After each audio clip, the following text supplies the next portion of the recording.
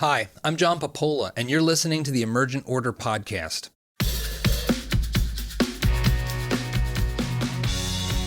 On this episode of the Emergent Order Podcast, I have a conversation with Johan Norberg. Johan is an accomplished author and student of globalization and global economics, and he's really been an advocate for classical liberal thinking from a uniquely Scandinavian perspective. While I was producing my film, The Pursuit with Arthur Brooks, we traveled to Denmark to explore the Danish model, the Danish system of economics, because there are many Americans who believe that we should become more like what they believe the Scandinavian countries to be. And one of the interesting things is that what we hear the Scandinavian countries are here in the States isn't much like what the Scandinavian countries actually are in reality. And so I couldn't think of a better person to talk through this than Johan Norberg. Johan and I also discussed the Swedish response to the coronavirus pandemic. Sweden took a very different approach to how they restricted their citizens and made recommendations compared with the United States and many other countries around the world. It was an approach that I personally thought made a lot more sense and treated people like adults. But it's one that came under scathing criticism and seems to have outperformed everyone's expectations. So we talk about that and many other things. And so I hope you'll enjoy this conversation with Johan Norberg. Johan Norberg, I'm very excited to have you on because in a lot of ways I feel like America is in the midst of a false debate over whether or not it wants to be Sweden, but really whether or not it wants to be a Sweden that's been made up in the minds of some Americans. And you hosted a film about your homeland and its economic system, and you've been an incredible voice for economics. And being from Sweden and being a sort of neoliberal, laissez-faire economist has, I think, always made you such a distinct voice. And so I'm excited to just talk to you about how you came to think the way you think and what lessons I want to learn from you about, what works and doesn't work in the Scandinavian model and where we might be heading and all these things. So thanks for coming on. Thanks, John. A pleasure. Thanks for inviting me. So I guess I want to start, as I was saying, before we started recording, kind of at the beginning. How did you get interested in this world of ideas and economics and philosophy? Where does that begin for you? Were you a rambunctious philosophical high schooler? Like where did it start? Well, yeah, actually, it started in high school when I started my the one and only political party that I started, which was an anarchist party back in the day. Not right, not left, more confused, and combining sort of dismantle industrial civilization and abolishing the government, but most specifically abolishing the ban on bicycles in the schoolyard. So that's where I started. I got interested in ideas early on, often skeptical against any kind of oppression and someone thinking they're smarter than we are, than people in general. That seems like more common sense is with the people or the pupils rather than the headmaster, the teacher, the government, the bureaucrats, the politicians, but never really understanding where to go with it. So that's where I started, and then lots of toss and turn and understanding that this is not quite the way forward, and I had to change my mind a little bit here and there. So you tweaked on the dismantling of industrial civilization a Yeah. slight nudge. Yeah, that's right. I'm still hostile to many aspects of our big government, but that thing with the industrial civilization, I realized that there was something to it. And that's really something that I got from history, I think. I had this idea that there had to be some sort of better past, some good old days where we lived more in harmony with one another and with nature. And then when I studied history, and specifically my ancestors' history in northern Sweden, I realized that they didn't live ecologically, they died ecologically, because when they had bad weather, there was a crop failure and people starved to death without railways, without international trade, without industrial civilization, basically, high yielding crops, artificial fertilizer, life was misery and life expectancy was 30, 40 years. And that made me obsessed with thinking about progress. What makes it possible? Why is it that we can live with the kind of opportunities and the life expectancy, the health, the wealth that we have today? Because we cannot take it for granted. You know, you're one of a group of economists and thinkers that, you know, you could call them a couple different things, like rational optimists, boomers, Yeah. as in boom instead of doom or gloom. And I'm deeply moved by that sort of positive, optimistic view of human progress. And yet, whenever you go into a fairly large group of people and ask them, is the world getting better or worse? Somewhere between 75 and 85% will think it's getting worse. Has that been your experience? Because it seems to play out in a lot of different domains. Is poverty going? What direction is poverty going in? What direction is human rights going in? People across the board will think it's getting worse, but by a large majority. Why do you think that is? Yeah, you're absolutely right. The one poll that made an impression on me was the asking the British, so do you think the world on a whole is getting better or worse? 5% thought that the world on a whole was getting better in an era when we just halved extreme poverty in some 15 years. The Americans a little bit more optimistic, obviously. So 6% on the whole thought that the world was getting better rather than worse. So more people believe in ghosts and astrology and UFOs than believe in human progress. And that's obviously quite bizarre when you look at the facts, when you look at the data, all the indicators on human well-being, health, wealth, and opportunities. I mean, it's not as good as we'd like it to be, but it has been getting better than ever before in human history. So if you can't appreciate that, you've kind of lost it. So why is that? Well, I think there are many aspects to it. I think one of them is that we are, let's face it, we're a bit of a boring species. We are a problem-solving species, Homo sapiens, but that also means that we're completely focused on problems.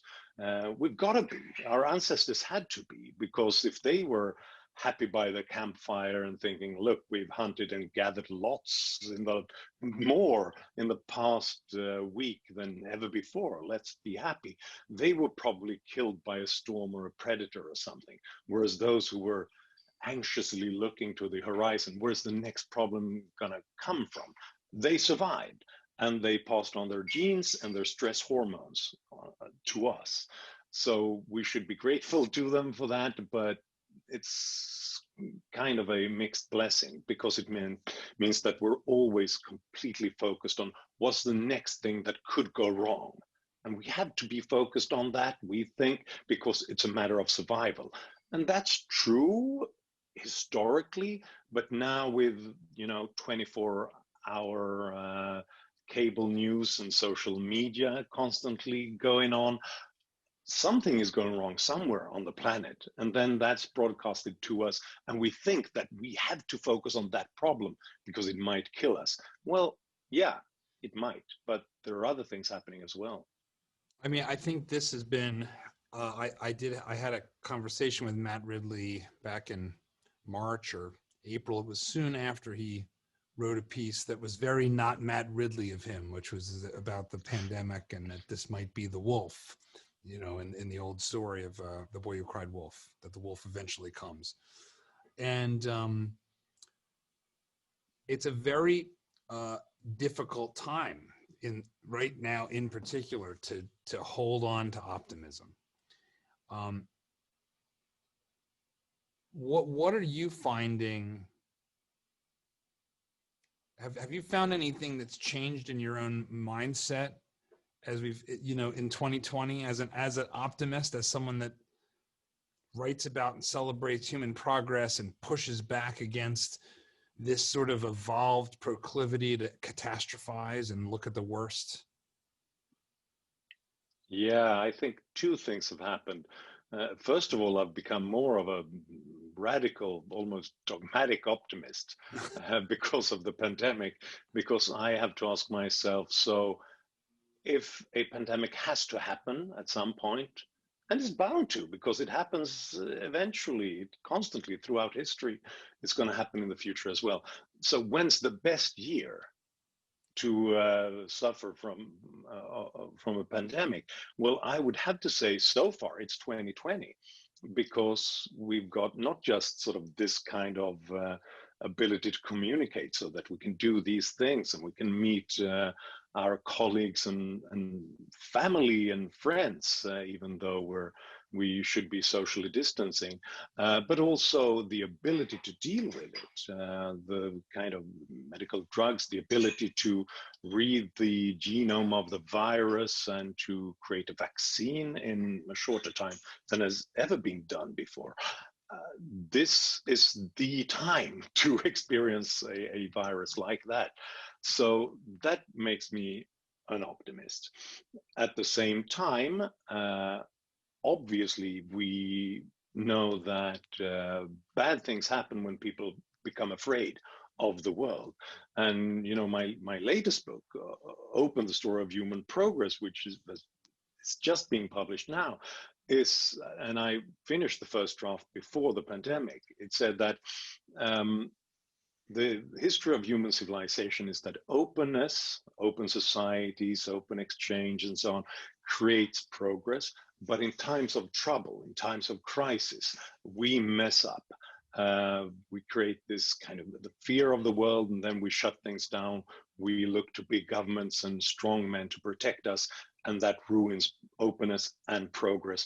And my conclusion was that great depressions, threat of invasions, natural disasters, and pandemics, they have this tendency of shutting our minds and also making us afraid of freedom, basically. So it's not a surprise to me that it happens now, but I get a bit concerned when it happens this quickly, the kind of shutdowns that we've had, the kind of deglobalization that we've seen.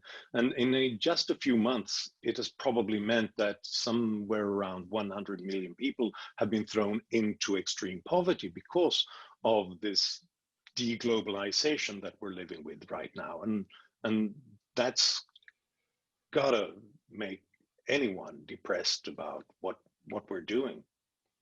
So I want to get to the 10 reasons to look forward to the future, because man, do we need that. But let's go back again to your economic sort of history, sort of how you're the evolution of your thinking, because when you went to college, right? So what did you study? What drove your early interests in university? Well, actually, lots of stuff. And I think I started out with philosophy, and then lots of things happened political science and economics and learning stuff here and there. But the subject that really got me interested in and taught me to, I think, understand what's going on in the world was history, and specifically the history of ideas, because that's a combination of everything that has ever happened to us. It's economic history, it's science, it's philosophy, it's what we've done and how that has affected how we think about the world. And then studying history, it teaches you two things, I think. First of all, it teaches you cannot be a historian in any way without being an optimist about the world, because you realize how miserable all our ancestors had it, and it's only us, a few generations, who've lived like this. But it also makes you a little bit of a cynic, because you realize that once in a while we ruin it all and we destroy it, and we start trade wars and real wars, and we ruin this openness and this freedom. And that taught me as well that we can't take progress for granted. It doesn't happen automatically. It's dependent on exploration, experiments, innovation, and that takes freedom. And that's not something that we get automatically. It's was there a thinker that had a huge impact on you, Milton Friedman or someone else, that sort of was did you have a light bulb moment? Because the ideas you're talking about, it doesn't seem like they're ever broadly in the ether. They're always like classical liberalism or neoliberalism, whatever you want to call sort of our tribe of thinkers. We're always sort of this nutty minority. So you know, did you have were you always sort of inclined towards this sort of free market, sort of optimistic way of thinking, or was there somebody that was like a really important person for you? You know, it's being brought up before the internet, it was quite difficult to find anyone who thought like first. And I had to go into the libraries looking for the books. And at first I found people who attacked ideas that were a little bit similar to what I thought. So, but that was more like the classical liberals. Cobden and Bright, the Manchester School, Adam Smith, things like that, and realizing that there were ideas about how, even back then in the 1700s and the 1800s, about how progress is possible. We can do this if people are allowed to create and exchange the results. So that got me interested in modern versions of that. And reading Hayek and Friedman and Ayn Rand really influenced me, realizing that there are others out there who've been thinking about this. I would say, when it comes to my thoughts on progress and that optimism is possible, Julian Simon, the grand old man of development optimism, was really influential, because he showed in both sort of spirit and empirical data on everything that look, as long as people are allowed, given the freedom to just experiment, they're going to surprise you and they're going to do great things. Yeah, I've been thinking about doing another rap video about and focusing this time on Simon versus Ehrlich as the avatars in the battle over the doomers versus the boomers. That's a brilliant idea. I mean, lay out for people who aren't familiar with Julian Simon. What was his fundamental argument? You know, what was his what are his ideas that you know you pick up, and that you obviously are sort of a Simonite, if you will. So Yeah, help for somebody coming in cold and doesn't know who Julian Simon is. Like, what was he all about? What Yeah. was his contribution? Yeah. He was a, for lack of a better word, the great humanist who really saw the value of human beings and realizing that the ultimate resource in an era when people thought that we're running out of resources because you see we use them up, so we're going to run out of everything that we need. He pointed out that look, the ultimate resource is the human brain. It's human ability and imagination, and the fact that we always come up with new things if we are given the chance to do it, to acquire education, accumulate knowledge, and the freedom to innovate and create new things. So let's look at, for example, take aluminium. So if we're going to use it like we're doing right now, a simple projection would say that, look, in 30 years, we won't have any aluminium left on the planet because more of us use more of it all the time. So we're going to run out of it. That's what Ehrlich and all the pessimists said.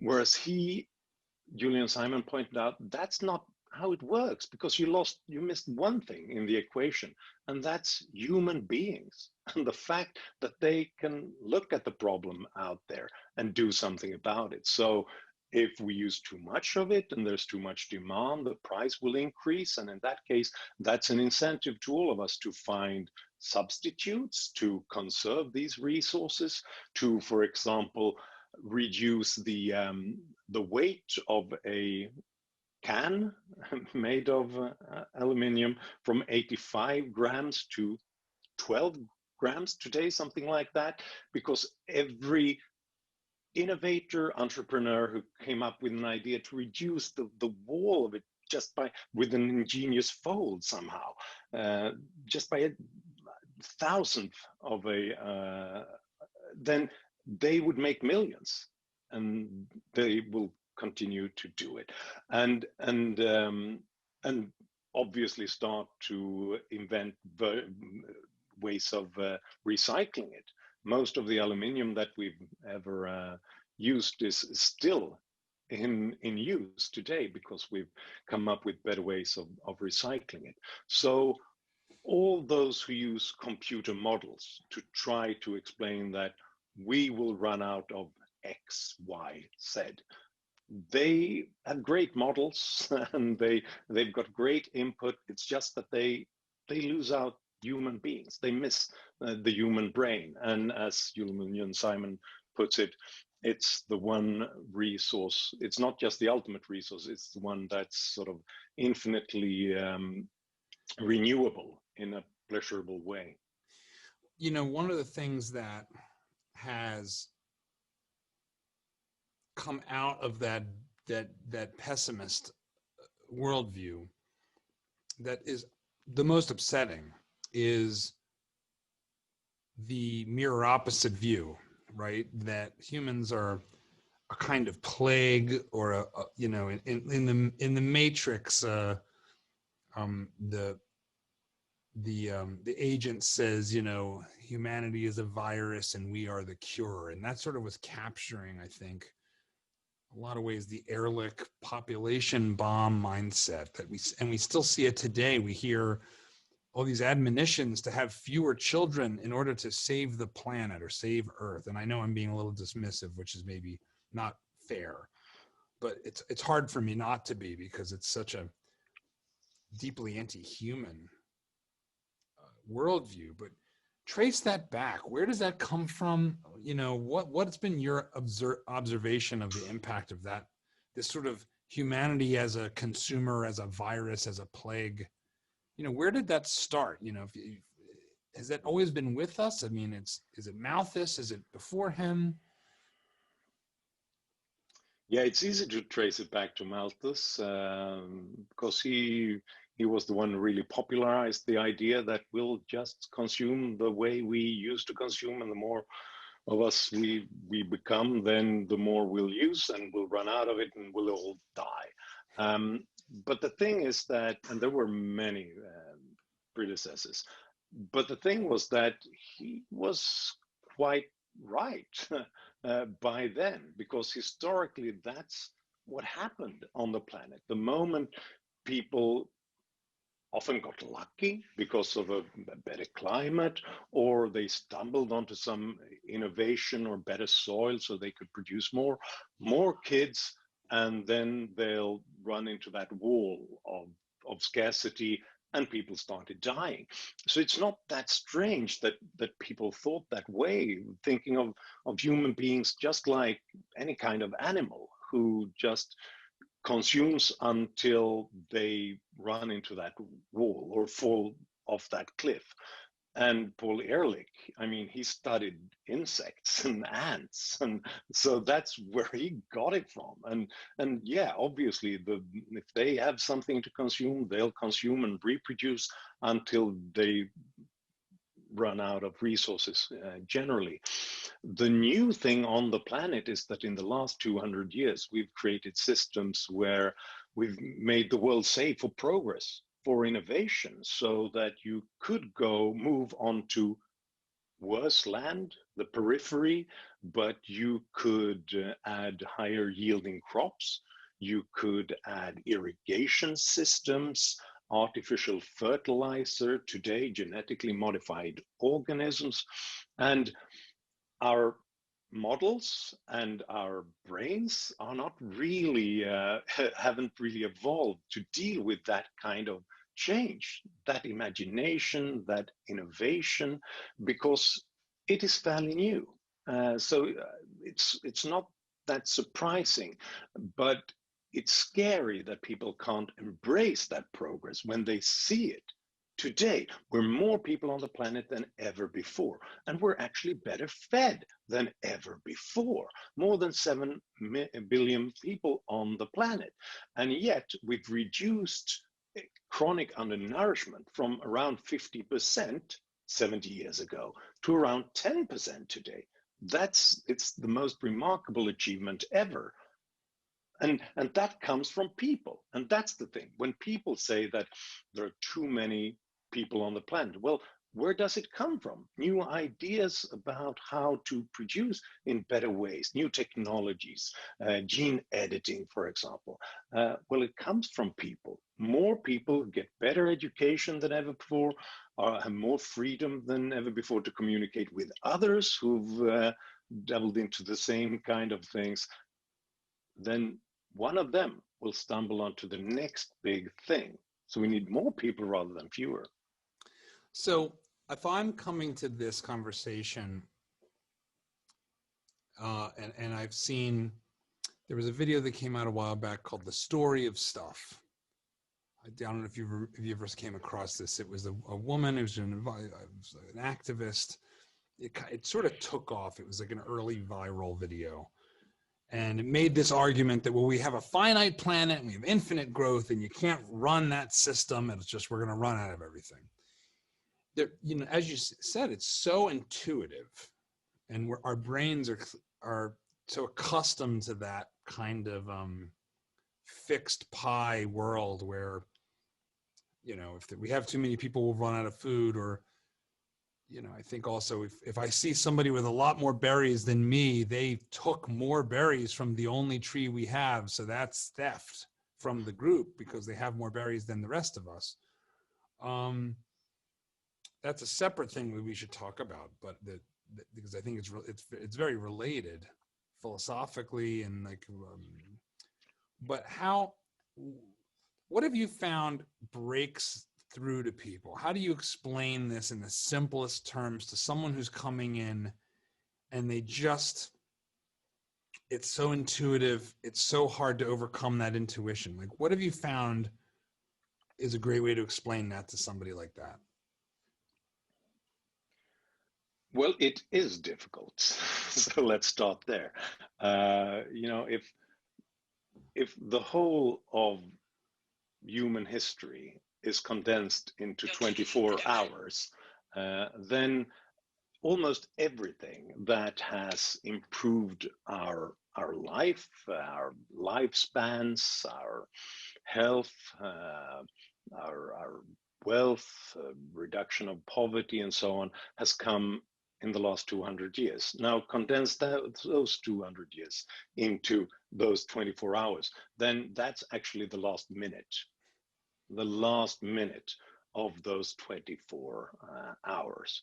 Everything that we all treasure and cherish comes from that 1 minute. Unfortunately, our instincts and our ways of thinking about the world and other people doesn't come from that 1 minute. It comes from the preceding 86,000 seconds or something like that.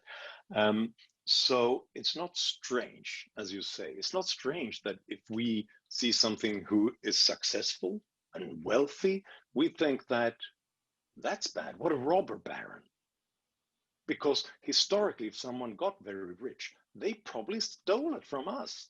They took our land, they took our treasure.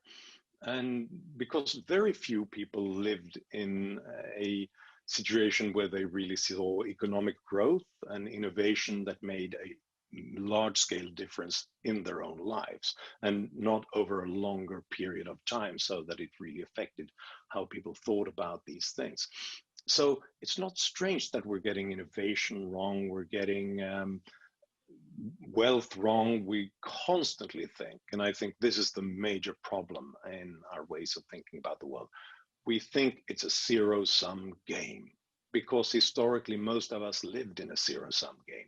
If the other tribe was successful, it was because they took it from our tribe. Now, the last minute of those 24 hours has been amazing. We've managed to create institutions so that for most people, at least in the Western world, we've created a system where you can only become successful by giving others knowledge, technology, goods, and services that make their lives better. That's the one way to become successful. And it's amazing. It's wonderful. But our brains have not kept up with that change. So how do we deal with that? Well, the problem is that those instincts, they're there. They are pretty hardwired, I would say. We'll always have them there. So what we need is to deal with our default setting by rerouting it and explain economics, explain how things work by, I think, a combination of theory as accessible as possible with empirical data, statistics, and examples, stories that tell you something that you realize on a one-to-one basis, that no deal ever happens without both sides agreeing to it and thinking that they will be better off when they've done it. That's why we have this awkward double thanks when you meet someone and when you're in their shop and you're buying something, you thank them, they thank you, because you both benefit from that. You realize that, you understand that intuitively on a one-to-one basis. It gets more complicated in a more complex world where millions of people have produced your computer or made sure that you have your cup of coffee. But it's the same principle, and you have to explain it again and again.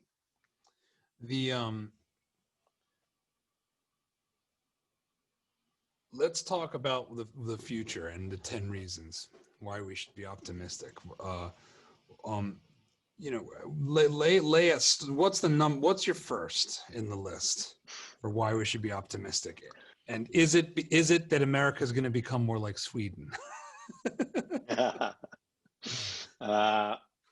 I think Sweden has to be a separate discussion. Yeah, I'm joking. 10 reasons. That's got to be the 11th. Yeah. We'll get to our Swedish futures later in our conversation. But go ahead. Number one. I think the most important one is that, look, some researchers claimed recently that our natural life expectancy is somewhere below 40 years. And I mean, throughout history, it was around 30 years in most civilizations, in most cultures. Some got lucky, but that's the average.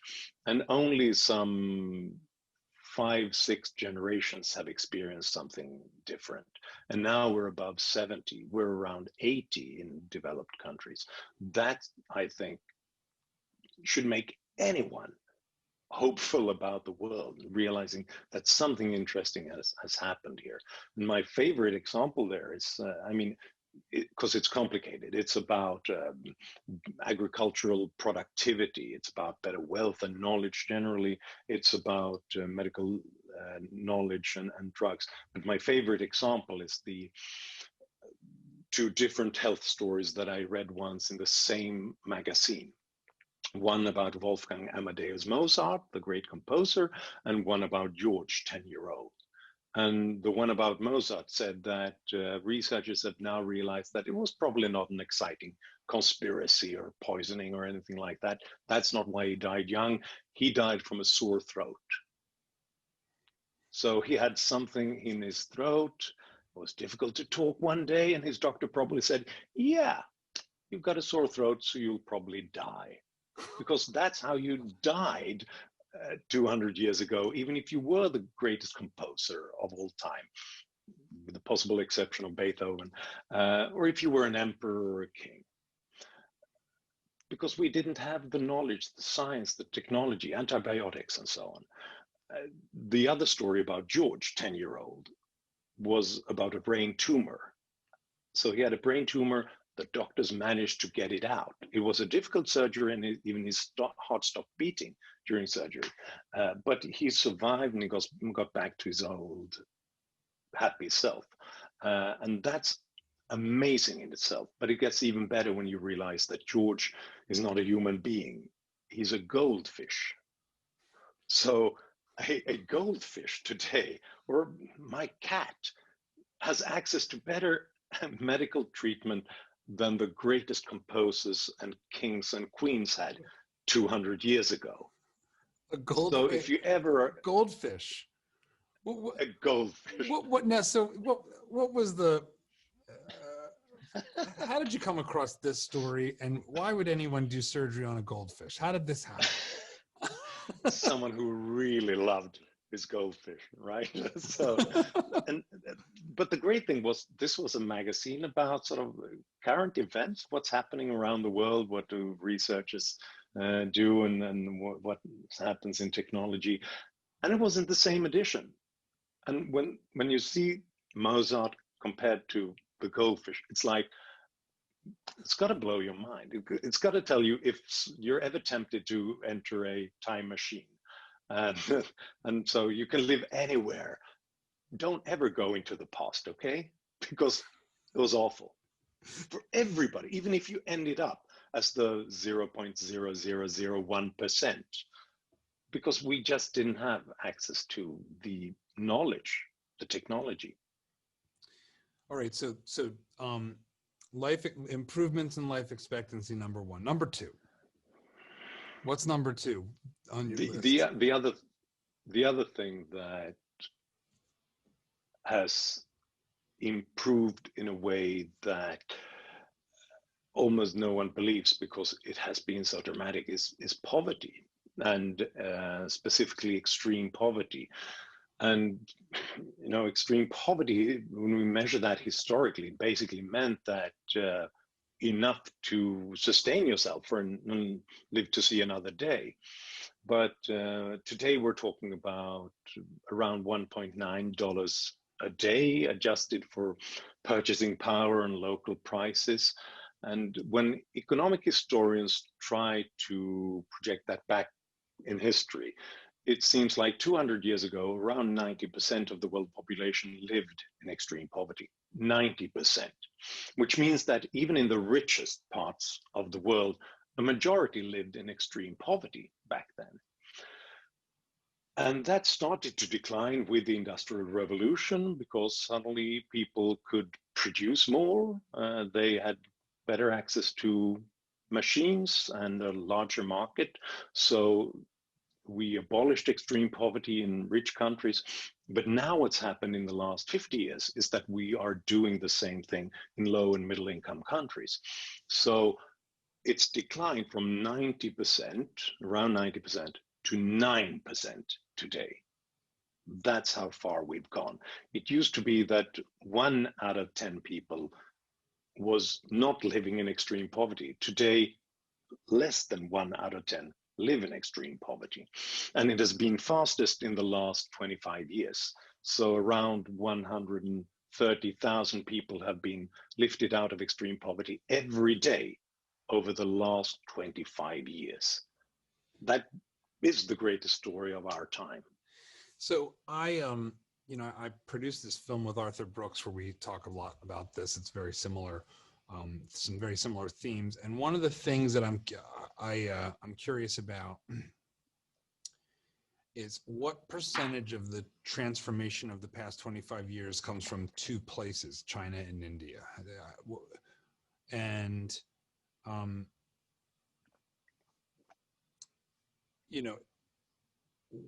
is that special to those areas? And does that open up, is that part of what's going on with our sort of broken discourse around China today? So you have this rise of China and wealth in China. And going back to our earlier conversation, part of the conversation, it's kind of easy to sell, as President Trump does, this idea that they've been ripping us off somehow, that Americans have been getting stolen from by the Chinese. And unpack that for me, because I think that one of the things that we often run into when we say, look at how much incredible poverty has been reduced worldwide, sometimes people will say, whoa, that's just because we've shipped all of our wealth to these poor countries like China and India, and now, Appalachia's poor and the Chinese are rich. And it's this sort of, can you disentangle that for someone that might come to this and have that reaction? Yeah, that's an important issue that we have to divide into two different segments in a way. The first one being, so how much is this China and India partly? And the other one is why? Have they been cheating? Have they been taking our wealth? First of all, China is the major place when we look at it in quantity, the number of people who've been lifted out of extreme poverty. And if you include India, that's the majority of people. But the thing is, if you remove them from the equation, it doesn't look that different around the world in low and middle income countries. It's just that they are huge. India and China, that's 2.6 billion people. So when that happens there, that means that you'll see them in the charts, more people there than when the same thing happens in Peru, or when it happens in Vietnam, or when it happens in Bangladesh or Cambodia, that just reduced extreme poverty by half in around a decade. So basically, every country that has begun to integrate into the global economy and begun to open up to a certain extent their economies, they've seen this incredibly rapid progress. But India and China is bigger, so they will be more represented in terms of numbers. When it comes to so why is this? Has China ripped us off? Well, in that case, you might say the same thing about Bangladesh. It's just that because they've seen the same progress in the last 15 years, but they're not as big, so we don't think of them like that. I think this whole sort of Trumpian narrative about how they ripped us off, this is just an old version of the zero-sum game. You think that if someone else is successful, it's because they took it from you, and that's wrong. That's not what happened there. Obviously, China has been sort of stealing intellectual property, and they've been trying to rip us off, just like Sweden did, and just like the United States did when it was trading with England and France 200 years ago and sort of starting to try to steal their intellectual property. But that's just a tiny part of it. The major thing is that people moved from the countryside. They had more agricultural property. They moved into factories where they could produce much more, and therefore they could also earn more. And then what happened was that they could export some of it to us, and that helped them because it gave them a larger market and more export income, but it also helped us in lots of different ways. It helped Sweden, it helped the United States, because we could then buy things that didn't add as much value as other things that we could start doing when we moved labor and capital into those sectors.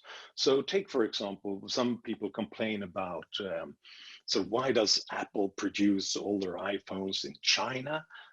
Shouldn't we have those jobs here instead? Shouldn't we have those factories there? Well, yeah, we could do that, but we would lose out big time, because then we would have more people employed in sectors where we didn't add much value. If you look at one iPhone, the latest data I saw was that an iPhone which sells at, say, $650, China and Chinese workers, they get $8.5 out of that. It's like 1.5% of that iPhone ends up with those workers. We think it's big because the factories are big and there are lots of Chinese, but almost all the value ends up in the US and certain other sectors as well, where we have the design, where we have the marketing, where we have the distribution, where we have the retail, where we have the programming, where we have the innovation. And that's how you become rich, by constantly shedding work, routine work that you that doesn't add much value, and instead climb up the value chain so that you produce more.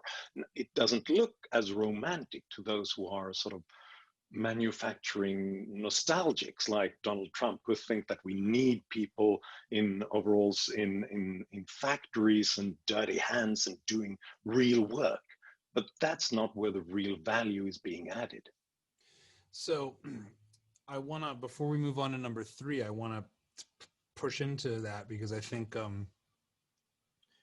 when someone hears that value equation the way you've just laid it out, I think it's that in and of itself is can be pretty counterintuitive. So what do you mean by value? Because I think there's a couple ways to think about that word. If you say, well, the value of a human life is there's only one. There's like, people have value as a person, and an American has no more value than a Chinese worker. So you're saying that there's all these Chinese workers and they're not adding any value. That's making me feel gross. I don't like what you're saying there. So help me understand, because obviously I think that's not what you're not judging their worth as a person. Yeah. But help me, if I'm coming to the table with no sense of sort of subjective economic value or how it fits in the process, because it's hard to get a sense of that inside of one product in particular. Like an example like the iPhone, I think makes it that much harder, because we understand, I go to the Apple store and I buy an iPhone for $650 or more. The value of the individual components are harder for me to get my head around. So how do you lay that out for me a little bit more detail? Yeah, no, that's a very good point. And human value is something else than the exchange value that we're getting on the market for the product that we're grading and handing over to someone else. So what I mean by value here is, at the margin, what do you add here that others are willing to pay for? So it's about market exchange. It's about compared to everything else that you could be doing and everything else that everybody else could be doing. What you do right now, does that add something that then others would pay much more for or much less for? So those Chinese workers are working incredibly hard, probably much harder than you and I are working. But it's also the case that another 200 million Chinese could do that work, and they could enter that sector if there was a lack of workers doing precisely those things. So it's not that that individual going into that market would make something, would produce something that you and I or another purchaser of an Apple iPhone would think, now we're going to have to pay more to get exactly this kind of thing. I think sometimes it's easier to think about, why would a janitor who's doing perfectly important work, it's important to have it be clean and it's for health and sanitation, but why would a janitor get paid less than a doctor? They're both human beings. They might work the same amount of hours in their day. But obviously a doctor gets paid more. And what's the answer to that? I'm sort of asking, like, it's the labor theory of value problem, because I feel like that's one of the other underlying things that, as we grapple with the future and with progress, that labor theory of value kind of lingers around like a zombie, sort of grabbing us and trying to eat our brains. So how should I think about that? Yeah. Well, I have a doctor friend who recently he had a janitor coming to his place and helping him and his wife, to coming twice a week to help them to clean the place up, doing great work, but she had to move, so they didn't have anyone there to help them with that. So what did they do? Well, that doctor could, on Sunday mornings, do the same work. Not as well, but could do it okay. So in a way that didn't make the place look like a total mess.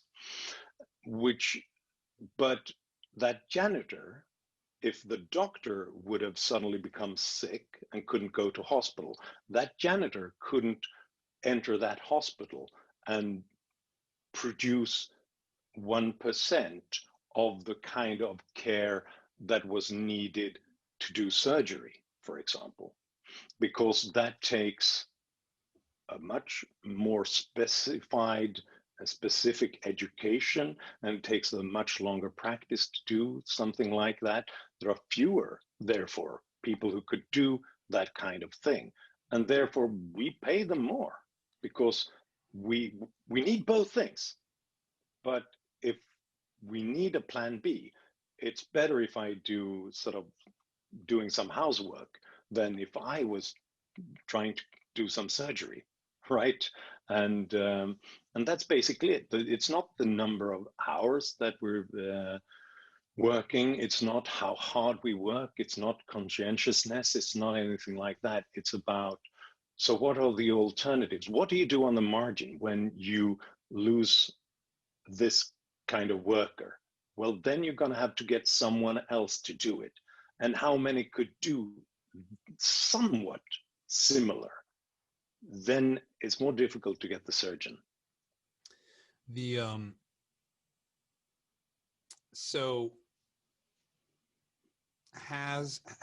What does the progress for poverty in America look like over this time frame, before we move on from the change in poverty? Because I think that's the lingering last question is, okay, so we've had this global increase in poverty in Bangladesh and sub-Saharan Africa and East Asia and all over the place, and that's great. But I care more about getting a cut on my pinky finger than I do about people all over the world, as to paraphrase Adam Smith. And so what's happening here? Like, or maybe the West, first world. What's been happening for poverty in the first world? But I mean, America in particular. Yeah. Well, if you're going that far back, like 200 years in the whole Industrial Revolution, we've reduced it from around 50% to almost nothing when it comes to real extreme poverty. Now what's happened is that we're starting to measure relative poverty instead, or other higher poverty lines.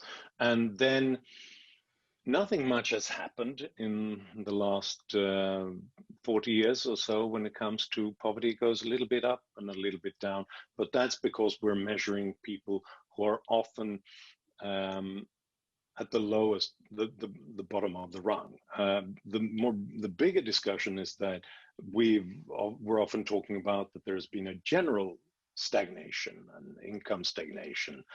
Nothing has really happened for most people and most workers since 1970 or so. And there are two problems with that perspective on things. The first one is that mostly this is about fairly labor-intense manufacturing jobs, often in the so-called Rust Belt. Why did that happen? Why did we see more stagnation since then? Well, partly because we've saw such a radical, dramatic increase in wages after the Second World War until the 1970s. And that increase was much faster than productivity increased, which meant that people got for jobs that weren't that heavily specified, wasn't very different from what someone else in any kind of manufacturing jobs could be doing, partly because we had trade unions who pushed up wages, partly because we had almost a monopoly situation for those businesses, so they just didn't care about their productivity, and they could just keep workers happy by paying them more. So the United States just took off when it comes to wages. That started to create the rust in the Rust Belt. And the Rust Belt lost more jobs between 1960 and 1980 than after 1980. Before we saw this globalization, more competition, and so on, for the simple fact that wages increased too fast until the 1970s. So it was not Japan or China. It was in other US states, in southern states, where they had more right-to-work laws and things like that. They could produce much cheaper and they didn't get those extreme wages. So they started to lose out there.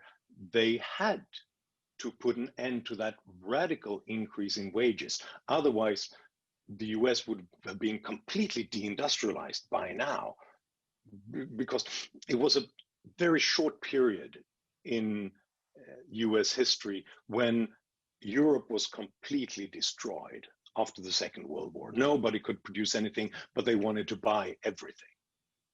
The moment Europe got back on its feet, that was no longer possible, but we still had those high wages in the US. So there had to be more moderation afterwards.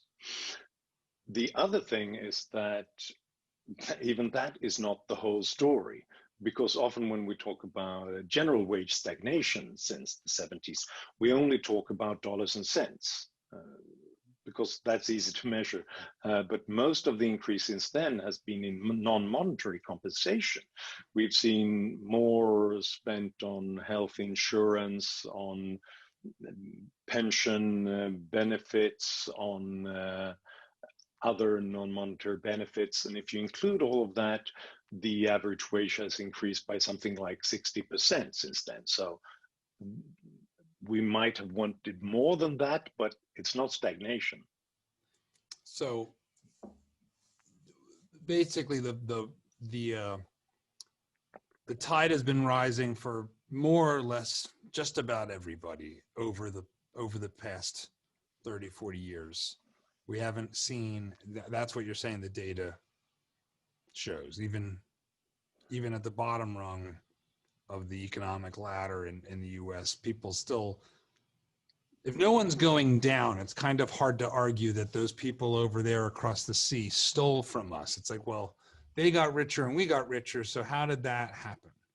All right, number 3. What's number 3 on the 10 reasons to be optimistic? Well, I would add then,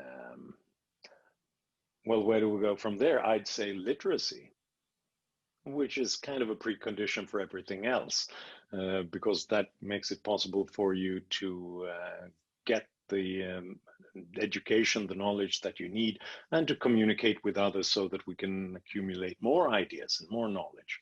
And well, if you take a really long perspective, 200 years around the world, we had around 12% who were literate 200 years ago. They could read and write. So 88% couldn't. Today, it's the other way around. It's around 12% of adults who cannot read and write. And globally. Obviously, globally. And most dramatically in the youngest generation. Almost every region is getting close to 100% of children in schools, rather than going out into the crop fields in the morning. It's hard to argue with that. So, no, okay, number 4. We could take something like hunger, which it's close to all of these things. And I mentioned hunger before, but this is the, I mean, it used to be, chronic undernourishment used to be such a chronic fact about the world. So it's part of our biological regimen. It's fairly new that we're able to eat enough, and that's why we eat too much as well. But historically, it's been estimated that 200 years ago, some 20% of people in the richest countries, in England and France, they couldn't work at all. I mean, they didn't get enough nutrition so that they could do a day's work and get the wages or the income that they needed to do that work. So they were stuck in a nutritional trap, even in the richest countries. And today we're down to around 10% around the world in chronic undernourishment because of amazing improvements in agricultural productivity, because of many incremental changes in better crops, better machines, better irrigation systems, and so on. And also some heroes like Norman Borlaug, the agronomist who created better high-yielding wheat, so that countries and implemented it large scale in countries like Mexico, India, and Pakistan. And it's been estimated that he probably saved the lives of 1 billion people because of this. Here's a surprising one, and I'm curious if this year marks a dip in your book, is violence at number 5. It's in your. I've pulled up your table of contents so I can keep track. So what's happened with violence? Because if you watch the news, it seems like the world's going to hell in a handbasket. Yeah, no, it looks like it, definitely, but it always looked like that, for the last 30 years. Americans have said on average that crime has increased every year, even though it was reduced every year during that period of time. So it's like it's on our screens, and it's in social media, and it's on cable all the time, and it's the most scary thing we can think of. And yet the homicide rate has been almost halved in 30 years. So if you weren't panicked about crime 30 years ago, I don't think you should be now. And now we're seeing another kind of violence and the kind of rioting that takes place in certain places. But an interesting fact is that people who are close to that violence and to that rioting think that it's much less dramatic than people who are far away. And when you look at polls, so what does that tell us? Well, it tells us that media generally is an amplifier of everything that's bad and dramatic. So if there's a fire anywhere, we're going to think of that place like it's a place on fire. Whereas if you're there, you notice that, yeah, that was on fire for like 5 minutes. And that's when all the media was there. I will never forget an image from Donald Trump's inauguration in DC, where all the journalists were there waiting for violence and drama and action 4 years ago. And nothing much happened. But at some point, a bag of trash fell over and someone tried to lit it up. So there was this tiny, tiny fire. And what happened then was that all the journalists and cameramen and photographers, they gathered around taking pictures at this one place over the whole of Washington, D.C. to try to portray that something dramatic happened. And once you've seen that, it cannot be unseen, because that's how the media works always. It is, this might be a tangent, though it's an important one, which is the media. I've started to say news media, and more broadly, there's a lot of feedback loops that sort of add up to kind of a fear industrial complex. That there's and maybe it's just like you said earlier in our conversation, we're sort of evolved. Our survival instincts make us really dialed into threats. So of course, there's going to be a market response to that psychological desire, and it's going to be a media that's sort of cravenly, dishonestly committed to over dramatizing even the slightest flipped over trash can into a mass revolt or a horrible catastrophe. Have you noticed a change though over your career in the way media portrays the catastrophizing? It does feel like it's gotten more extreme, but maybe it's just gotten more because of all of our screens and all of our data feeds. What's your take on that? Yeah, I've got the feeling that it's getting more and worse, but I think my feeling is wrong because I think it's just that I'm being attacked from all sides constantly with information about it. And now it's not just sort of reading the newspaper in the morning and the evening news. Now it's social media as well, and it's my friends, and it's Twitter, and constantly sending me information about everything that's gone wrong somewhere. And I think we were mentally prepared for it in another way before we had social media specifically, because then it was the evening news, and then we were like, okay, now I'm prepared for my 20 minutes of death, horror, violence, and disaster. And we lean back and look at it, and then, okay, that's bad, it's awful. And then we went on with our lives. And we watch I Love Lucy. Quite right. And now when we try to watch that, we're being interrupted by our cell phone telling us that, look, flash, something awful happened there, and someone was killed there, and there's a riot over there. And I think that it's more, but it's happening when we're not mentally prepared for it.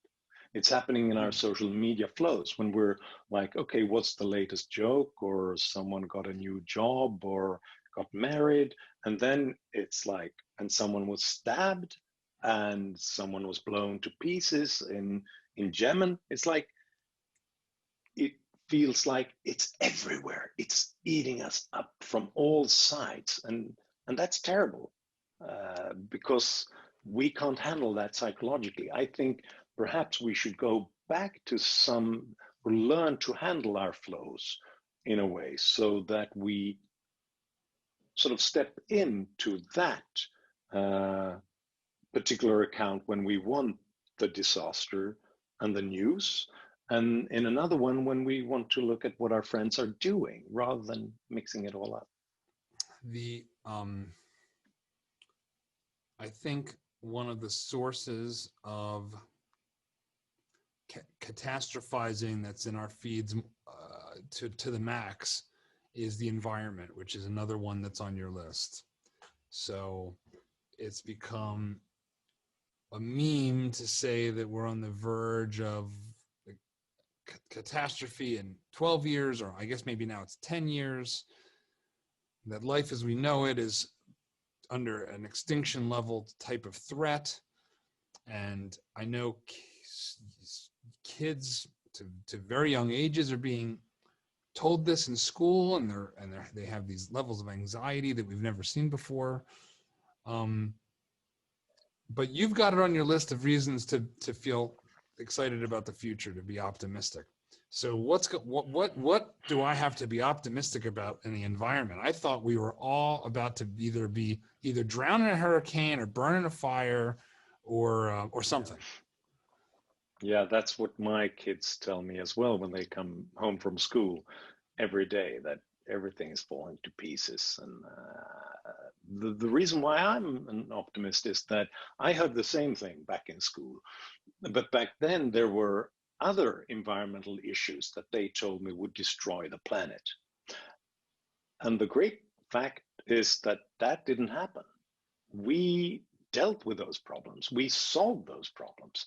It's, the River Thames in London was declared biologically dead in the 1950s. Now it's teeming with life, and now it's even got the short-snouted seahorse back, which is a very cute seahorse, and the researchers even kept it a secret when they realized, because people wanted to kidnap it for their aquariums. But it's an interesting thing because it only makes an appearance when there's very little pollution. And it's the same thing with rivers and lakes throughout the Western world. They used to catch fire because there was so much trash and pollution in them. Now it's safe to swim in them. The 6 traditional great pollutants have been reduced from the 1970s by more than 75% in the rich world. The forests are growing all over the rich world nowadays. We thought we would run out of them. We've had a reduction of oil spills in the oceans by some 95%. All those things that I thought would kill us on the planet back then, we dealt with it because we learned about the problems, we got richer, and we let the researchers and engineers loose to come up with new solutions to them. And if we could do it back then, I don't understand why we wouldn't be able to do it now.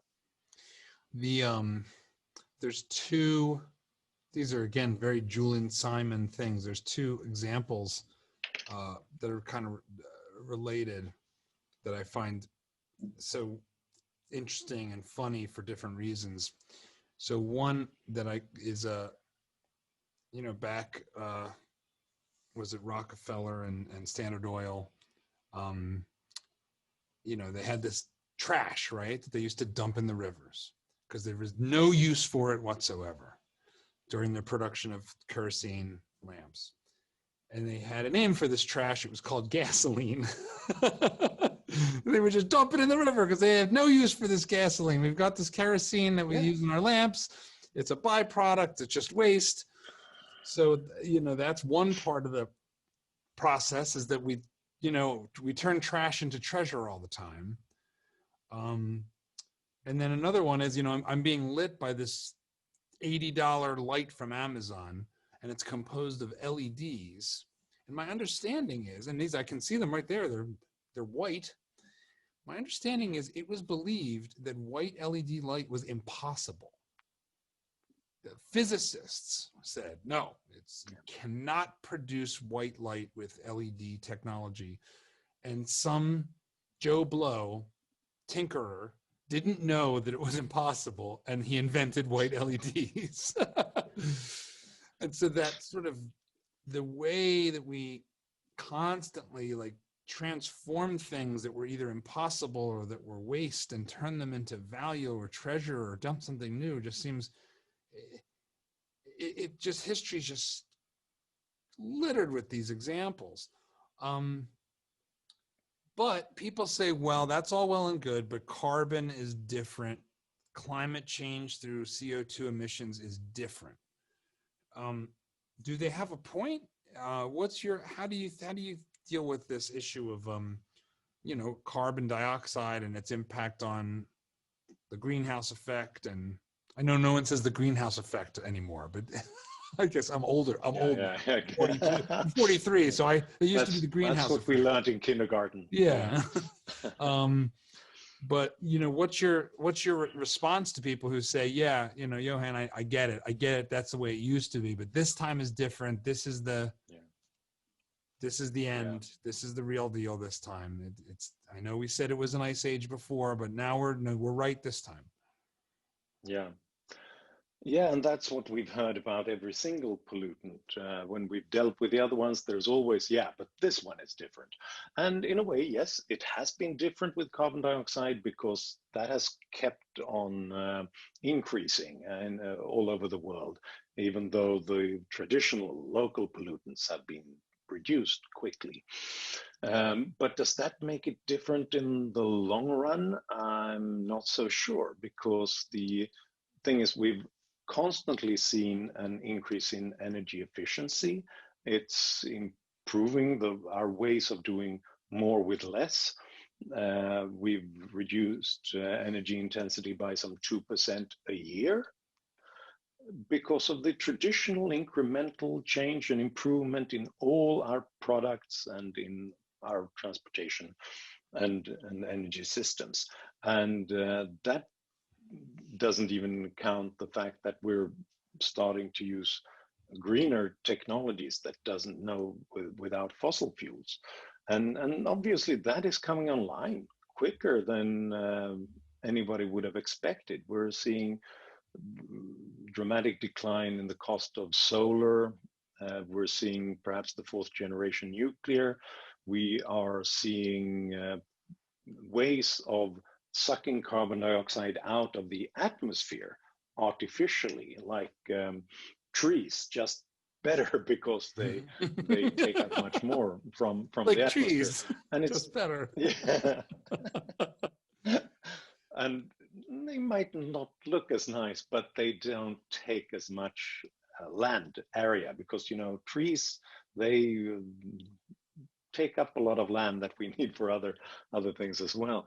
And it's coming down in price rapidly, and it's still too expensive to use it everywhere. But what do you do when something is too expensive? Well, you want more innovation so that it comes down more in price, and more purchasing power so that you can afford it in more places. So have you had a chance to talk to your fellow Swede, young Greta Thunberg, about her nerves about the future? I think I actually might have seen her on a bicycle today. We met like two ships in the night. And I kind of nodded because I thought it was someone I knew. And it's like, and she nodded back in an awkward way. No, but we're engaged in a long distance debate about these things, because the problem with her perspective, and I've got to say that I respect her, and I think she is an amazing promoter of her perspective globally, and I've rarely seen the like of that. The problem is that she's saying that, look, it was all a mistake. The whole industrial civilization based on fossil fuels, it has ruined our world. It has stolen my childhood, basically. That's not quite true. It's more accurate to say that fossil fuels gave you a childhood, because before we learned how to increase our ability to use power through fossil fuels, we had a 50% of children died before adolescence. And so it was not that our sort of grandparents and grandparents used these power sources because they were evil and wanted to ruin our childhood. They wanted to save our lives and gave us food on the table. And that created certain problems once they've saved more lives, and then we're going to have to deal with that. But just abolishing it, stopping it, would have been a nightmare, not just because we couldn't produce food and wealth to the extent that we have, but also because we wouldn't have been able to deal with problems like climate change, for example.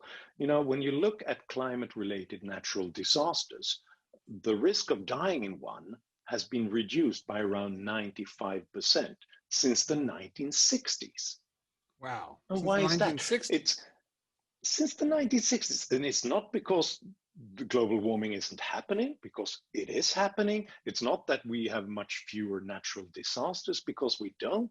It's because of wealth, because of technology, because that has brought us the ability to deal with it in certain ways, to build in better ways, to deal with rising sea levels, to improve our ways of dealing with accidents, health problems, concerns. So all of those things combined, droughts, extreme temperature, storms, and so on, reduced by 95% in the risk of dying from it. So had we stopped all our use of fossil fuels in 1960, yeah, we would have had a bit less global warming than we do today. And yet, around 500,000 people more would have died from climate-related natural disasters. So it tells you that— Was that a 500,000 or a 500,000,000? Did you just say? 500,000. 500,000.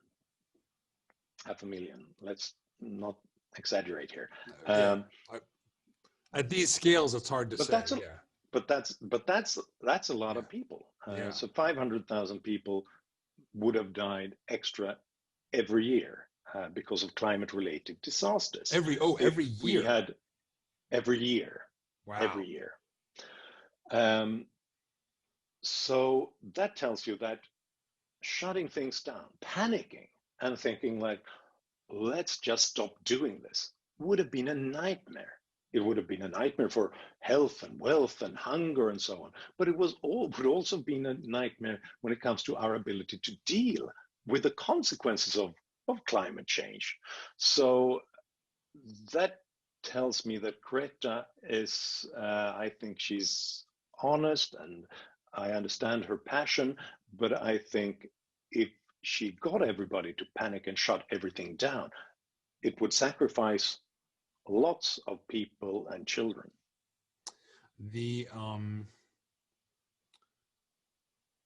I think that it's an interesting challenge we face now, is because how do you think about do you think we're going to overcome our problems of discourse when it comes to this? Because the discourse around these issues is so broken and so catastrophic and so irrational, and in some cases very intentionally irrational, because it's like, no, we have to generate fear in order to bring action, but it seems like there's just as much of a counter reaction to that as anything else. Do you think we're just gonna invent our way out of this problem and it's gonna be fine? Here's the way I think about it. Either we're gonna tech our way out. You know, we're gonna invent the things that you're talking about. They're gonna keep getting better, solar, carbon capture, all this stuff, and it's gonna not be a problem. And 50 years from now, it'll be like, hey, everything's going just fine. Or it seems like we're kind of screwed in every other path, because if it's as bad as they're saying and we can't tech our way out, it doesn't seem like we can politics our way out. there's not really a lot of like the French. If the French can't increase the gas tax without a revolt, I don't really see how we politics our way out. Like, so is that sort of how you think about it? Like it's innovation or bust, or is there another way for me to think about sort of the different paths we might head as a society? No, I think you basically summed it up. I I would not look to the capitals and our political leaders for the solution to this, because they'll get stuck in that angry, broken partisanship on every issue. And when they do stuff, unfortunately, they often end up in picking one favorite solution that they happen to like for one or another reason. And I rarely understand why, because it's often almost, it's more like like they have a personal interest, almost an aesthetic one. I mean, for some reason, the right seems to like nuclear power and the left seems to like wind power. And then they want to subsidize their own version of it, rather than just saying, we have no idea. Look, we're politicians. We're good at getting votes and raising funds. I have no idea about the next green technology. So let's look at things like sort of putting a price on carbon rather than taxing incomes, and then leave this to the experts, the scientists, the entrepreneurs, the consumers, and let's see what you come up with. Because this, it's difficult enough to pick winners in business and economics to sort of subsidize your favorite business. But doing it in green technology to understand what's going to work 50 years hence, that's just impossible. So we've got a couple more on the list before we wrap out with a little discussion about the future Swedenification, the Scandinave America that lies before us. So you said, you touched, your number 2 in your book is sanitation. So tell me why sanitation should be on the list of excitement for the future. It doesn't seem, it's like, is that a future thing? That doesn't seem like a future thing. Why is that in a book about the future? Yeah, it's because we take it for granted, right? It's not that exciting. it's we got it. That's it. But even the greatest, most powerful people didn't once upon a time. And I share the story in the book about the great emperor of the Holy Roman Emperor around 1,000 years ago. In Erfurt, he held court for all the princes and the princesses and the bishops of his whole empire, and they had everything, the best food that the empire could produce and the best music, probably with the greatest troubadours, but they just didn't have sanitation and water closets and things like that. So you would just have to relieve yourself in a cupboard, and then all of the stuff ended up beneath the floor in the great hall, which it's not too bad, at least if you don't have a strong sense of smell or something like that, unless they have done a lousy work on the floor. And this day, this evening, it turned out that they had. So the floor began to buckle and give way in certain places, and suddenly the whole floor collapsed.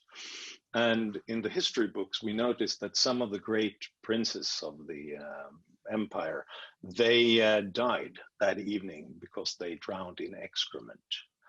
And that tells you something about the history of why sanitation is important. But obviously, even in our day and age, in non-industrialized, in poor countries, separating the place where you relieve yourself from where you get water for hygiene and for drinking.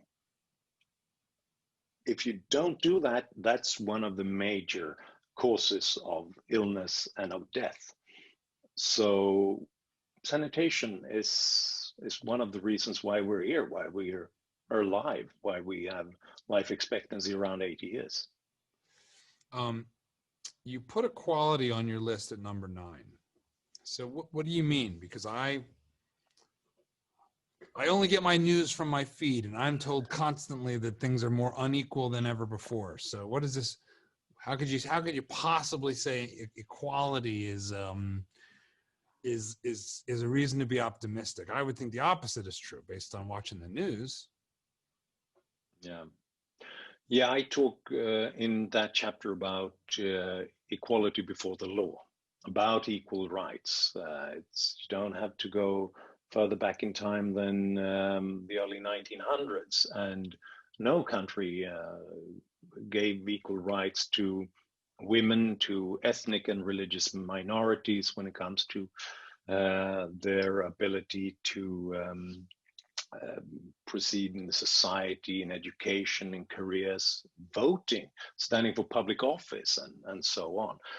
It began to grow during the Enlightenment and after the Industrial Revolution and with the creation of liberal democracies, but it's a very, very new phenomena, and it's now spreading around the world in a larger extent.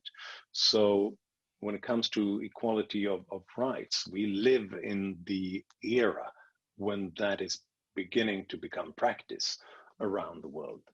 But even when it comes to equality in material terms, it's fascinating to look at this from a global perspective, because we always think that the rich are getting richer and the poor are getting poorer. But yes, but we have just reduced extreme poverty from almost 40% in 1990 to less than 10% today.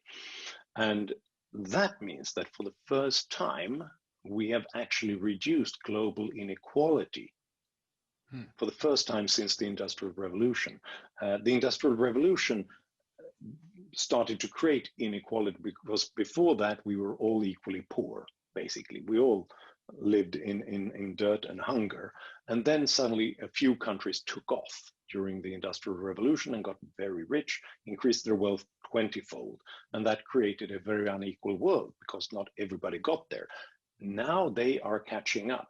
And since around the turn of the millennium, we've seen, for the first time since the Industrial Revolution, a modest decline in global inequality, materially speaking. One of the things that I want two writers, economists that I like a lot, Don Boudreaux and Mark Perry from GMU and AEI, like to write about the narrowing of inequality in basic material terms, and they point to things like, Bill Gates uses the same phone as I do, and we've all got air conditioning now in the United States, and most people have a car, and many have two, and people have multiple televisions, and dishwashers and washing machines, and that there's all these things that make our lives dramatically more convenient, more comfortable, and better. And that if you go back to this halcyon 1960s time, you would really find life to be dramatically worse on a lot of these things that we take for granted. And they are now spread and they're distributed, and you can go to a Best Buy and get things that were unimaginably out of reach for a middle-class worker in 1970. And today they're almost free.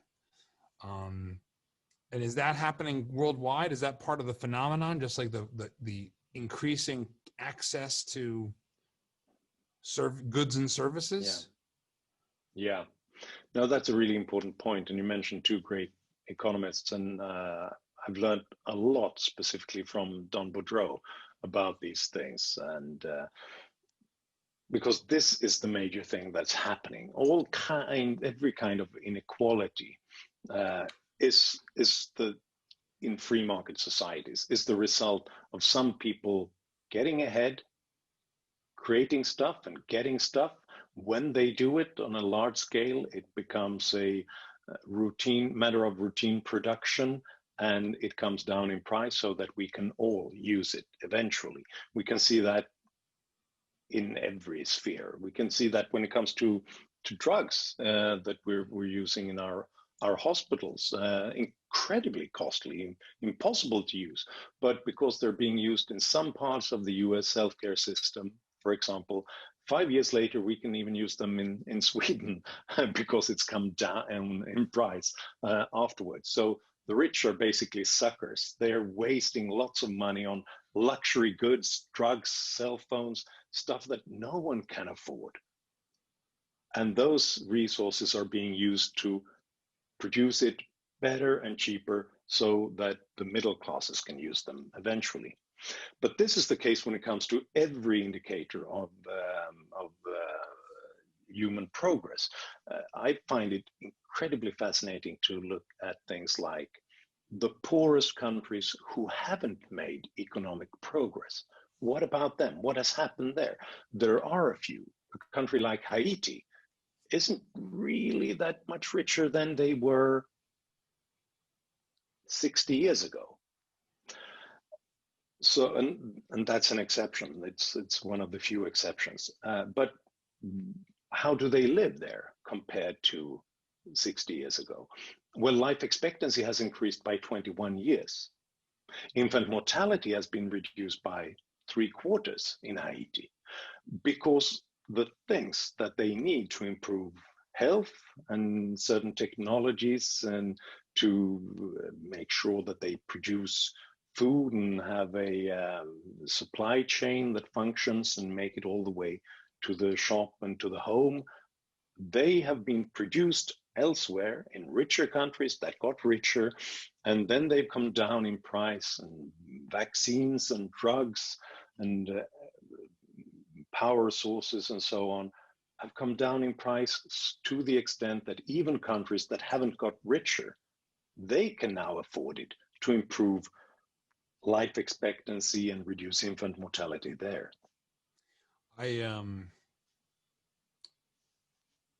I've thought that we should maybe probably the most humanitarian thing that America could do as a government, as a region to help Haiti is open the doors and say, come in. Just I've been through the Midwest. There's a lot of space. Just come here. We got great laws. We've got it works pretty well for all of our problems. You're going to do great. And it's and most of the Haitian immigrants I've met in the United States are, they are driven. They build lives for themselves, like every immigrant group in this country. And it just seems like the thing that Haitians maybe need is just some suitcases. It's I think and visas. Yeah. Yeah, it's not an easy case to make these days, but there's not that many of them. We've got so much room. Just come on in. we'll turn the island into a resort hotel. And it's still the case that around 2/3 of your income is dependent on not who you are, not your education or your skills. It dependent on where you happen to be born in the world. If you're born without the institutions that create decent, open, free market societies, and with others who have a reasonable education, access to technology, and so on, you're rich. If you don't, you're not. So making sure that more people could move to places where that exists, that's what economists often talk about as trillion-dollar bills on the pavement, because it's like the easiest way to improve the world's wealth. So I think we've covered everything down to number 10. So in your book, number 10, the number 10 reason for being optimistic about the future is the next generation. And you might have to try to convince me on this one. So why should the next generation make me feel good about progress? Why should I look forward? I don't know. I see a lot of complaints about safe spaces and anxiety and depression and kids that don't seem to understand that you come out of school and you get a job and it's not supposed to necessarily make you happy. You're supposed to do a good job at it in exchange for pay. And,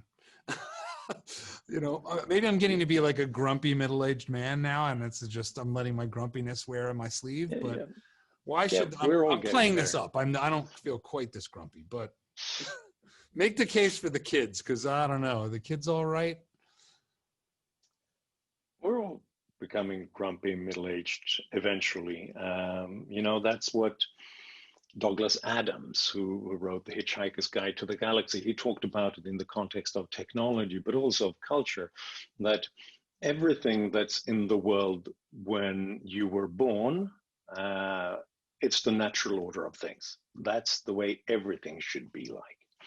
Then everything that happens between, say, 15 and 30, it's kind of interesting and exciting, and you could probably make a career out of it. Everything that happens after you're 30 is against the natural order of things, and it's a sign that the world is going to the dogs. And we are all getting there. Eventually, it's just a matter of, can we somewhat moderate that inner grumpy man? When I look at the next generation, obviously I can see that they're not paying attention to the important stuff, the things that I care about mostly. And that's what my father thought about me as well, obviously, and onwards and onwards back in time. What we do know is that they're getting a better and a longer education than ever before. Child labor is being abolished around the world. They are better connected to others and their ideas and their ambitions and technologies and so on. So they stand a better chance of accumulating new knowledge and innovate new great things than ever. So all that's good. When you talk about bad kids at the university and they just want safe spaces and they don't want to listen to their opponents, yeah, that's bad. But how many are they? Are we listening to the radical fringe here a little bit? Could it be that there's an exhausted majority everywhere out there? And what did that radical fringe do 50 years ago? They blew up bombs instead and try to start civil wars. So it might just be that the belief in the good old days is mostly about a bad memory.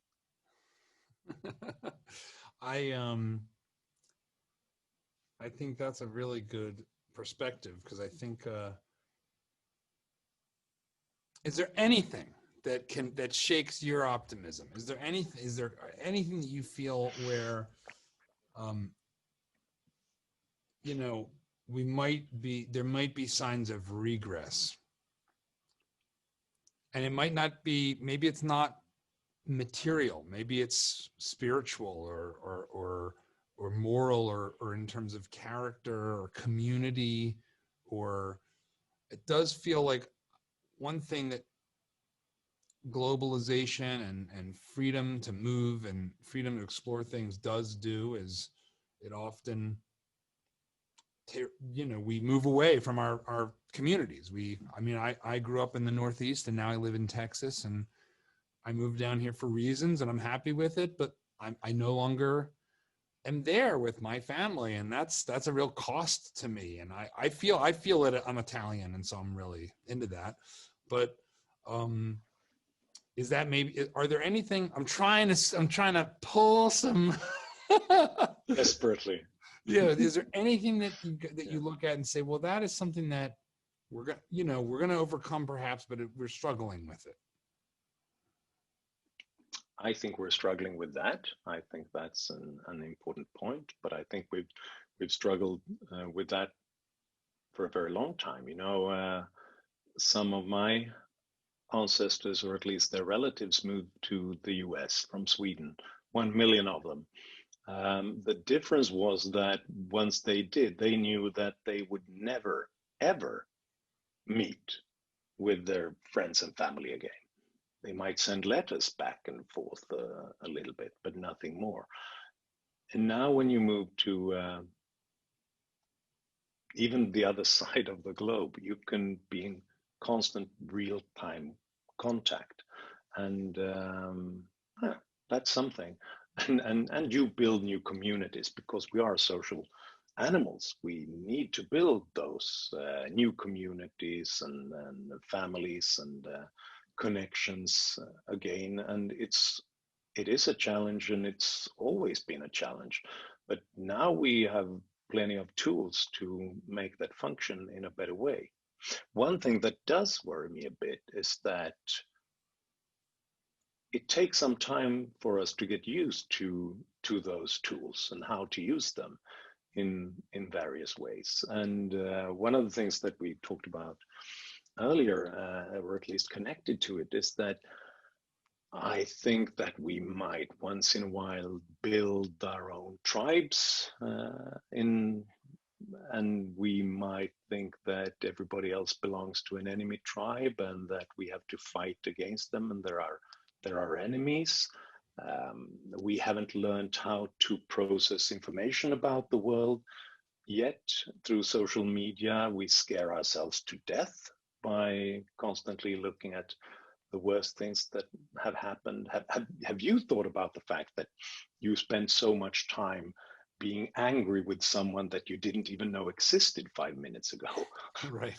Because someone you know on Twitter retweeted, look at this awful guy in a city that you've never heard of who said something awful. Isn't that crazy? Has the whole world gone mad?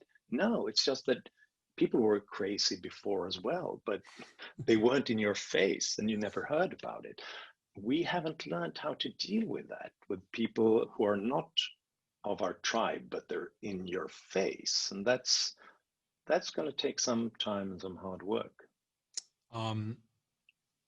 We've had a long conversation, and I can't possibly do justice to what I teased you a bit at the top, which is about the future of Sweden, our Swedish American future. But I'm going to try to at least get a little bit. So you know, for my good friend Jim Tusty worked with you on a film about Sweden, and which is really, you just got to watch that movie and you'll get the picture. But as we, we're gearing up for a presidential election, Bernie Sanders he sort of looms in the background of this election, at least as far as what seems like perhaps the likely outcome of Joe Biden becoming elected. And so we've heard a lot about democratic socialism in America, more than ever in my lifetime. And people say, well, all I'm really talking about is being more like Sweden or Norway or Scandinavia. And then they list off a bunch of policies that don't sound a lot like Sweden, Norway, or Scandinavia. So can you just summarize for those of us that are in America contemplating how to think about Sweden and have never been there? What exactly are people talking about? Like what isn't the Swedish system from an American perspective? Well, when Swedish Social Democrats, who happen to be in government right now, when they look at US policies, they think that, look, that Bernie Sanders guy is crazy. What is he up to?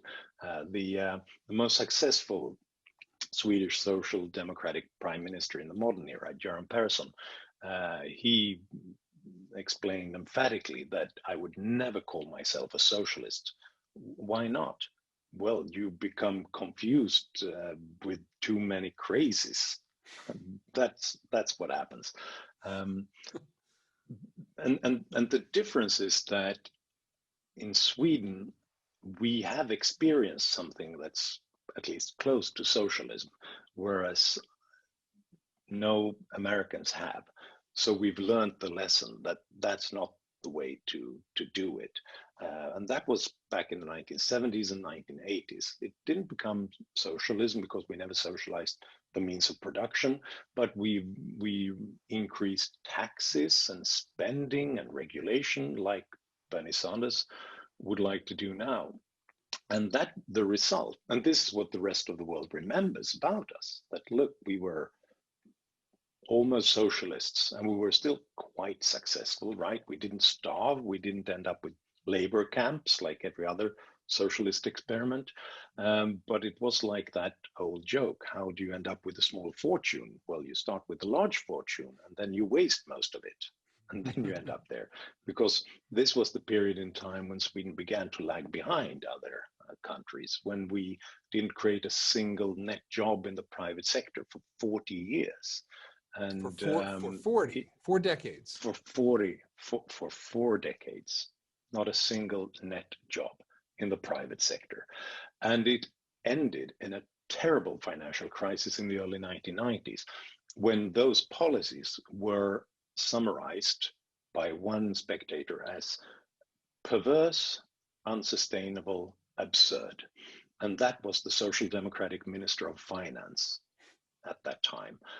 So what happened since was that Sweden got back to what we used to do before the 1970s, having a very open economy with fierce competition, with free trade, with more sustainable welfare systems, reforming social security, implementing school voucher systems to improve education, and generally becoming more welcoming towards entrepreneurship and business. And that's where we are now. That's why Sweden have, again, now been more successful than other industrialized countries. The one of the biggest things that it's like a meme is this idea that the wealthy in America don't pay their fair share. And I think there's some people for who receive benefits and subsidies from the government for whom that's a reasonable criticism. But on the whole, what does it look like to compare the way the American government funds itself? Who pays for American public services versus Sweden? Yeah. Who pays for Swedish public services? I'm teeing this up for you. Yeah, thank you. I think Americans need to hear this stuff because it's like nobody knows it. Nobody knows it. This is incredibly important, because the Social Democrats in Sweden learned early on that you can have a situation where you get the rich to pay for everything, or you can have a big government. You can't have both, because if you have a big government and try to make the rich pay for it all, the rich and the big businesses, then you'll ruin those businesses and you'll make sure that you won't get any entrepreneurship in the long run. So you have to make that decision. So if you absurdly, this is not what Bernie Sanders or Elizabeth Warren would assume about Sweden, but our tax system is less progressive than the American one. The US top 10% of the 10% richest, they pay around 45% of the income taxes in the US. In Sweden, top 10 pay around 25% of income taxes. So if you don't think that the American rich pay their fair share, you really don't want to be like Sweden. And the thing is, what we've done in Sweden, and this is, it's not something that I'm proud of, but this is what you've got to do if you want all those free services. Well, you've got to make sure that the poor and the middle classes pay for their own services. So we fund our tax system mostly on, when it comes to income taxes, based on a regional income tax, which is a flat tax, where the rich and the poor pay the same percentage. And then we also have a VAT at 25% for most goods, where the rich and the poor pay exactly the same amount when they buy something. So it's more focused on the poor and the middle classes, because as Swedish Social Democrats say, the poor are reliable taxpayers. They don't have tax lawyers.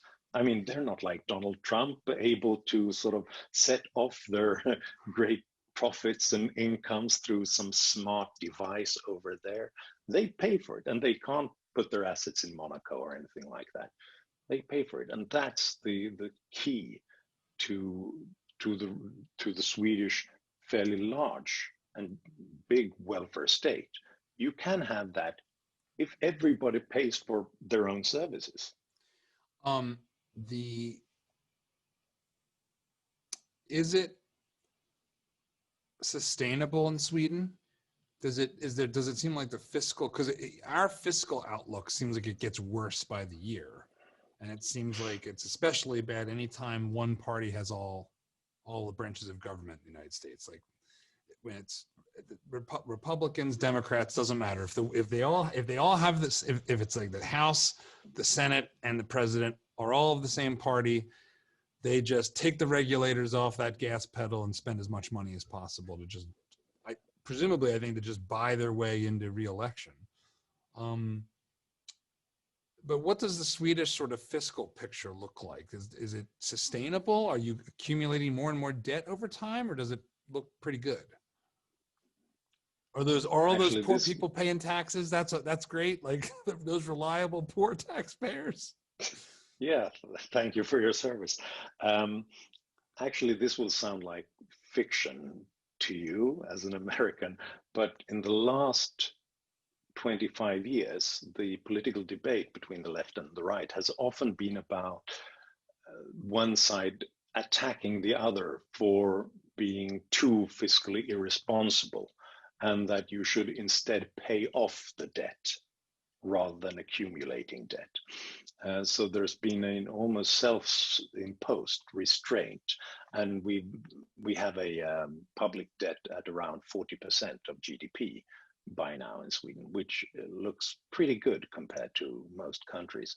And that's partly because we learned the lesson in the early 1990s when we had this terrible crisis, and the rest of the world said, we won't fund you in the future if you're this irresponsible. We learned that lesson. Both the left and the right have been very restrained since then. And most importantly, and this is another important lesson, I think, for the US, is that there was a consensus on dealing with the entitlement issue, because this was the most unsustainable area, especially Social Security, pension benefits, that would just spiral out of control with changing demographics in the long run. So the center-right and the Social Democrats agreed on reforming Social Security and change it from a defined benefit system to a defined contribution system. So and from a pension to a 401k, basically. Yes, and with some individual accounts partially privatized as well, so you can pick your own funds there. And this means that the Swedish pension system, I can't help but laugh that Sweden partially privatized Social Security. It's just like, yeah, we're still laughing about it as well. But this means that the Swedish Social Security system cannot go bust. I mean, they could find a way, but it won't, because when growth is lower, when the returns are lower, well, then we reduce the payments automatically. And there are equations in the law to make sure that this happens. So it's not really a political issue anymore. It's not like you can buy votes by saying, yeah, we'll give you some more than the others would. And that has given us some self-confidence in Sweden's future, because we know that, yeah, we might not be happy with the benefits we're getting, but we know we're getting some benefits, and we know that it's not in the hands of the politicians. It cannot be changed overnight depending on who's in charge. there's something I was struck by. I haven't been to Sweden, although I have several close Swedish friends, but I spent some time in Denmark, and I have a small segment of our film with Arthur Brooks, The Pursuit, that is basically like a small version of the story that your film really dives into, but it's Denmark versus Sweden, so it's not the same, but it's a similar story. It sure seems like the cultural homogeneity in Sweden, and in the Scandinavian countries plays a role in the trust that you seem to have. That these countries are rated high for having high levels of trust. People say, "Oh, I trust my neighbor." And I saw some studies that are very interesting on when it comes to this social welfare sort of balancing act, which was that when you polled, it might have been Danes, but it might have been Swedes as well. When you polled Swedes or Danes about social welfare programs in terms of other Danes or other Swedes, support was really high. The second you asked if those programs should go towards people of other races or immigrant groups or anyone diverse, anyone that doesn't look like your cousin Sven, I'm sorry if that's maybe offensive, but the poll numbers go right to the same level as if it looked like you're running the poll in America. And we're in this very racially and geographically diverse society. So have you thought, I imagine you have grappled with this. What's your take on this? Is that a fair part of the story of the differences between what American sort of social policy can look like and what Sweden and smaller countries like Sweden are able to do? It seems to be like an important part of the puzzle, but I'm hesitant to lean into it too much. Yeah. No, I think you're definitely onto something, that everybody wants a system where they pay something for themselves, services that they are getting themselves, or people like them. And then it all depends on what like them means, because it could be your cousin, everybody who looks like you, but it could also be well integrated immigrants from 100 years ago. But new groups definitely arouses this suspicion. They're not like us. They're different. They don't behave like us. Why should we pay for them? And that's been going on in the US and many other societies far longer than homogenous places like Sweden and Denmark. But that's also why we're getting this debate right now. We have these very strong sort of welfare chauvinist parties, in a way, welfare state nationalists, anti-immigrant, and sort of in favor of a generous welfare state at the same time, struggling with these issues. And this is changing our political dynamic right now, and it's very difficult to see where it's going to end up. To me, it tells me that this would be a reason, both because there's this strong sense, and that it might spiral out of control into some sort of tribal warfare. It's a reason to perfect what should be the best part of the Swedish and Scandinavian model. The fact that you're actually paying into something for yourself, more of individual accounts and individual responsibility for what you're getting. We did that when it comes to social security. I think we should do that in more parts of our welfare system, so that you actually have to pay into the system and work before you can get any benefits back. And if we have that kind of system, then it doesn't really matter if the others are different, come from elsewhere, look different, because it's not you are paying for them. They're paying for their own security. Yeah, it's another example of this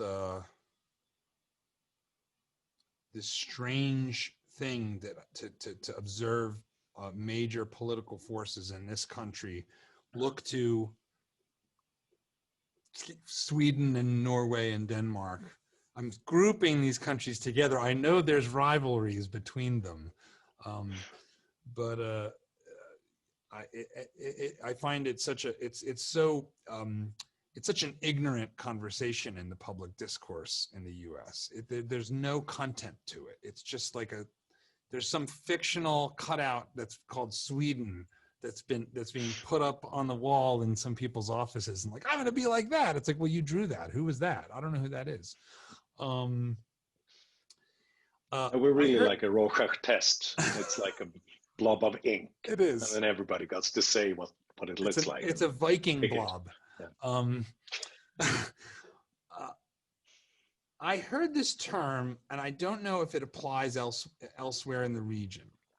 Janta law. Yeah. Is that a thing in Sweden? And if so, what is it for people that have never heard it? The Janta law, it's an old expression of the law that you shouldn't think yourself being better than anybody else.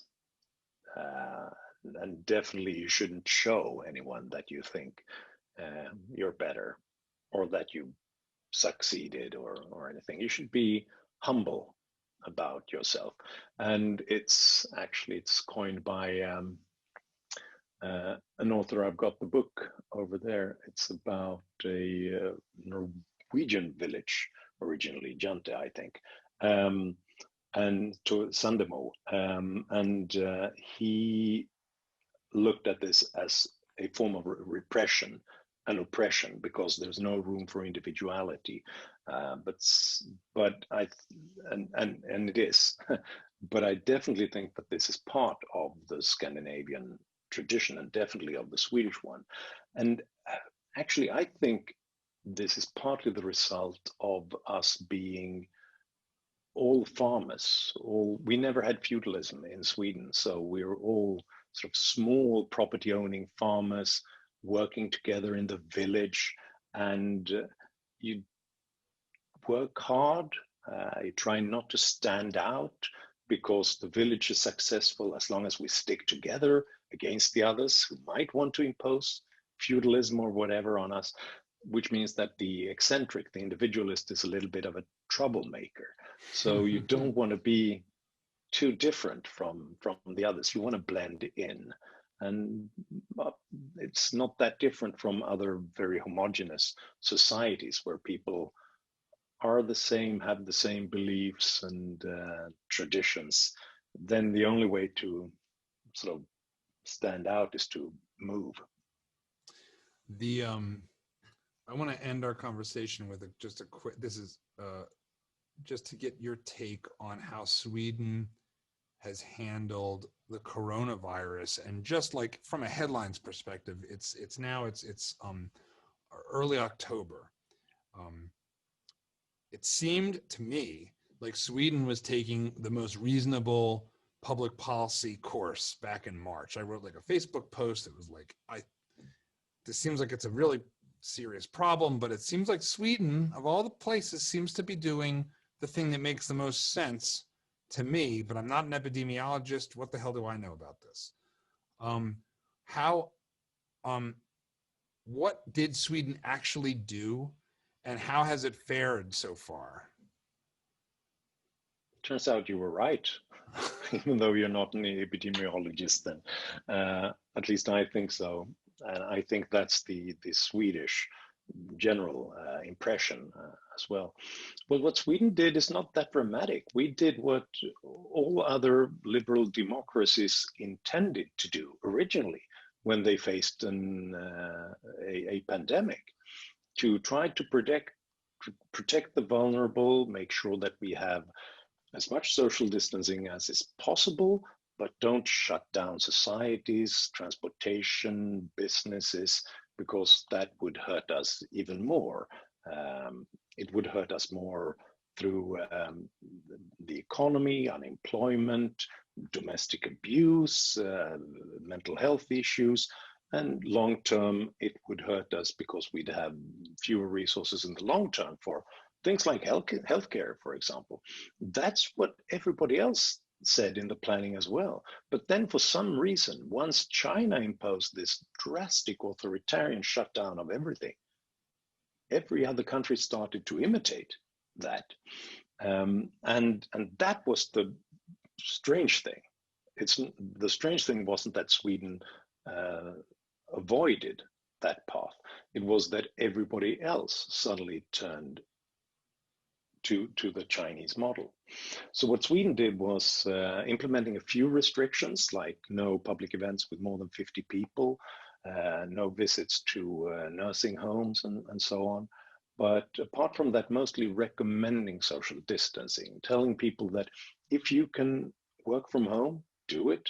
If you can avoid that trip or that meeting with friends and relatives, do it. Which meant that we reduced lots of mobility, but giving some space for individual needs, local knowledge, which I think actually might make this more sustainable than where you say that, no, you can't go to even to that dear friend or that funeral or what have you. And the result is that, well, some of these models said that we would by now have 90,000 deaths in Sweden if we did this. Well, they were off by around 85,000 deaths. So it's more than, so it's around almost 6,000 deaths by now.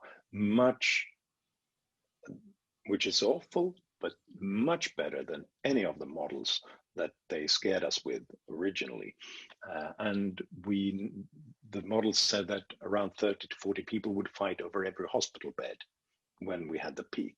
But we never reached that kind of peak. We always had an excess capacity of around 20% in Sweden. So it seems like we managed to flatten the curve. And so far, we're not back to where everybody else in Europe seems to be right now, with a more dramatic second wave, which seems to suggest that they didn't avoid cases and deaths. They merely postponed them. It's why do you think Swedish politics and the Swedish people could tolerate the path that was chosen? Because it is weird. I mean, I don't want to believe that every governor that went for draconian lockdowns is like a wannabe tin pot dictator totalitarian here in the U.S. It's easy to say that in the heat of passion about politics, but I don't think that's actually like a reasonable take on it. I think people like Whitmer in Michigan here in U.S. or Andrew Cuomo or you name it. I think they were scared. I think they were, they were being risk averse. They didn't want to have blood on their hands or be perceived as that in the eyes of voters. So there was a perceived demand from the public, I think, at some level to do something. And that's, the debate we're having right now in this election is, well, why didn't the president do more? I'm not sure even what that would have meant. But if you look at Sweden, it's like, well, we should have done less in some sense, like less dramatic, less top down, less authoritarian policies. How did that, like, what is there? Is there something in the water? Like, how did this get tolerated? And it was more so in Sweden than in your neighbors too, which I find interesting. Yeah. No, I don't think that they're sort of tin pot dictators either. I think that when others begin, there was a demand from people. When we're scared, we want the big man, the big government to protect us, and they respond to that. But it's also when everybody else changes course, you always run the risk of being in the wrong But it's much worse to be the odd man out and be wrong, rather than doing the same mistake as everybody else. And I think that's one of the reasons why every government and most states implemented radical shutdowns, because if you're wrong, at least it's more safe to be wrong in company. What sets Sweden apart, I think, is partly what we talked about before, this impersonal trust. You trust your neighbors, trust your politicians and scientists, which means and that they can trust you a little bit. If they recommend social distancing, they think that you're gonna do it if you can. And we think that they say so not because they're crazy or wanna ruin our lives. We think they say so because they think it's important. And then most people abide by that. So I think the trust issue is important. But then there's also another reason, which is simply that we have a different version of division of powers in Sweden than almost every other country, almost every other place, which is that government authorities, they have lots of independence in making decisions. They're not politicized in the same way they are in other places. The government appoints the head of a public health authority, for example, but they're not supposed to tell him what to do. He is supposed to follow the law and look at the facts and make his own decisions and come up with recommendations about what to do. And then obviously, if the government wants to do something else, they can do it. But this has created a tradition of listening to expert authorities in Sweden, whereas in most other places, those issues become politicized so quickly. And when they're politicized, you have to respond to an immediate voter demand. Whereas in Sweden, the public health authorities said that, no, look, our plan on handling the pandemic was look like this, and we haven't seen any facts, no data that suggests that another path would help us in a better way. So let's stick to it. And that could be that it just gave the government a fig leaf, sort of, okay, let's do it, because we can always blame them afterwards if they do it. But that's the way it happened. And I think, and the public trust in the government and in the public health authority increased during the pandemic. So it seems like they made a good call. Well, I think Americans have a lot they can learn from Sweden. It's just none of the lessons they think they're going to learn. Yeah, unfortunately, yeah. Well, Johan, I'm so happy to have spent this time talking about so much stuff with you. What are you working on now as we wrap up? What are you actively grappling with? Do you have a new book? You've obviously just released your book. Tell us about where we can find that and where people can kind of find what you're doing now. Yeah, well, now I'm working on my book, Open, the Story of Human Progress, which will be published in the US November 15. And it's really about how openness creates progress, but we don't like it. Why don't we like it? It's difficult to live with openness because we want this sense of certainty, predictability that we get in the tribe or in the big government. And that has historically often led us to undermine that openness and so destroyed that progress. So I'm looking at our psychology and I'm looking at historical crises like depressions and pandemics and how they often undermine our belief, our faith in freedom and what to do about that. Man, there couldn't be a better time to hear your thoughts on that. I'm really looking forward to reading that book. Well, thanks for coming on board, and let's definitely be staying in touch. Thank you, John. It was a pleasure. Thanks for listening to the Emergent Order Podcast. If you haven't already, be sure to subscribe on iTunes, Spotify, or your favorite podcasting app. If you're interested in being a guest, shoot us an email at podcast@emergentorder.com. Our producer is Jesse Bennett. Thanks again, and speak to you next time.